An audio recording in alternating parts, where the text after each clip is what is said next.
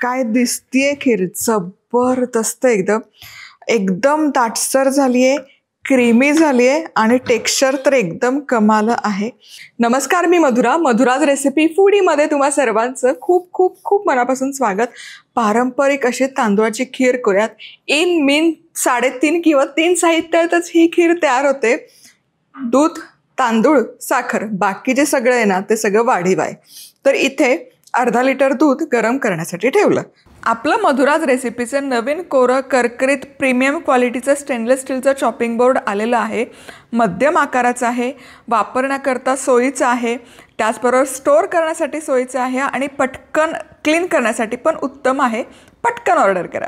दूध गरम होतंय तोवर त्यामध्ये केशरच्या काड्या घालूयात. ती आपण वाढीव आहेत, नाही घातलं हरकत नाही. केशरसोबतच चमचाभर चारोळे देखील घालायचे. चारोळे अगदी मस्ट आहेत या खीरला. आता हे मिसळूयात आणि या दुधाला एक उकळी काढूयात. बरं, हे दूध उकळत असताना एक महत्त्वाची टीप, मध्ये मध्ये ना ढवळत राहा बेसला, नाहीतर ही खीर चिकटू शकते. कारण दुधाचं जे स्निग्धांश आहे तो खाली तळाला चिकटू शकतो. त्यामुळे मध्ये मध्ये असं ढवळत राहा आणि कढईत दूध घालण्याआधी चमचाभर पाणी घाला, म्हणजे दूध बेसला लागत. दुधाला उकळी फुटतीये तोवर काय करूयात, इथे 2 चमचे तांदूळ आहेत. हे फक्त स्वच्छ धुवून घेतलेत, भिजत वगैरे अजिबात घालायची गरज नाही आहे. हे मिक्सरच्या भांड्यामध्ये काढून घ्यायचे. बरं, इथे तुम्ही कणी जरी वापरली तरी चालेल. झाकण लावूयात. मिक्सरमध्ये फिरवून हे बारीक दळून घ्यायचं.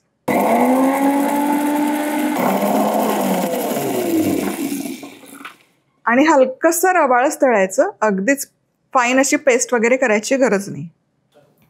दूध बघा छान उकळी आलेली आहे आणि उकळी ते असं त्याची साय ना ते अशी छान वरपर्यंत आले. त्याचं ते इतकं गोड दिसतं ना, हे दिसायला फार मजा येते मला तर. नयन सुख असं म्हणतो की नाही, अगदी तसं. आता हे मिसळून घ्यायचं एकदा आणि यामध्ये ही जी तांदूळाची पेस्ट आपण तयार केली ही घालायची. सगळे तांदूळ घाला. काय होतं, तांदूळ बसतात मिक्सरला. तांदूळाचा रवा पूर्ण घालायचा, मिसळून घ्यायचं. तांदूळाचा रवा काढलेला असतो त्यामुळे फार वेळ नाही लागत. एक 10 मिनिटात हे तांदूळ छान शिजतात.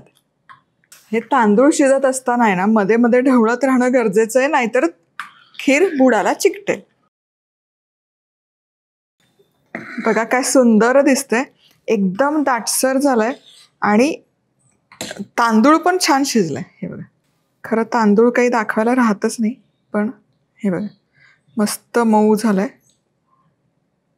तांदूळाचा एकूण एक कण छान असा मऊसूत शिजलाय.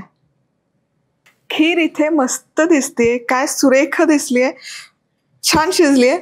आता यामध्ये घालूयात साखर. सगळ्यात शेवटी साखर घालायची. 1/3 कप इथे साखर घेतली, पुरेशी होते इतकीच. आणि साखरेसोबतच ओल्या नारळाचा खव देखील घालूयात.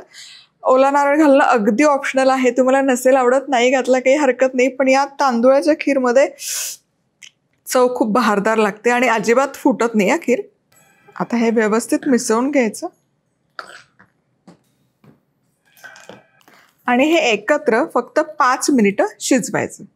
साखर आणि ओला नारळ घातल्यानंतर बरोबर 5 मिनिटं शिजवली. साखर पूर्ण विरघळली. आहा, काय दिसतीये खीर, जबरदस्त एकदम एकदम दाटसर झालीये, क्रीमी झालीये आणि टेक्स्चर तर एकदम कमाल आहे.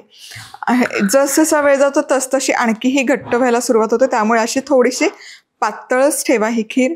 आता गॅस बंद करायचा आणि अर्थातच यामध्ये घालूयात वेलदोड्याची पूड.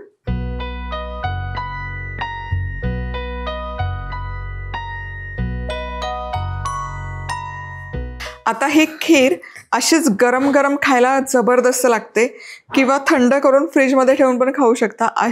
खीर आणि पुरी जबरदस्त होते हे कॉम्बिनेशन. आमच्याकडे पक्षामध्ये श्राद्धामध्ये या पद्धतीची खीर केली जाते, ज्यामध्ये ओला नारळ आवर्जून घातला जातो. तुम्ही कशी करता कमेंट करून नक्की कळवा. पुन्हा भेटूयात. तोवर मस्त राहा, खुश राहा, आनंदी राहा, सगळ्यात महत्त्वाचं खात राहा.